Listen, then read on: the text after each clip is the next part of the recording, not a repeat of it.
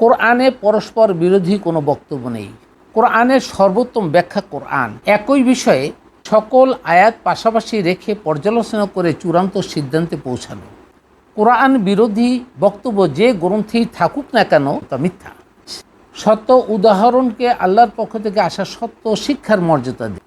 একাধিক অর্থবোধক শব্দ বা আয়াতের অর্থ বা ব্যাখ্যা করার সময় কমন সেন্সের রায় বা বিজ্ঞানে প্রতিষ্ঠিত তথ্যের সাথে মিলানোর চেষ্টা করা। আল কোরআনে শিক্ষারহিত কোনো আয়াত নেই, তথা কোরআনের আয়াত সকল আয়াতের শিক্ষা চালু আছে, বিষয়টি মনে রাখা। যে বিষয় কোরআনে নেই তা ইসলামের মৌলিক কোনো বিষয় নয়। আরবি ভাষা ও ব্যাকরণের জ্ঞান যৎসামান্য থাকলেই ভালো হয়। যুগের জ্ঞানের আলোকে উদ্ভাবিত সত্য উদাহরণের মাধ্যমে অনুবাদ ও তাফসীর সংস্কার করার পদ্ধতি কিয়ামত পর্যন্ত চালু রাখা।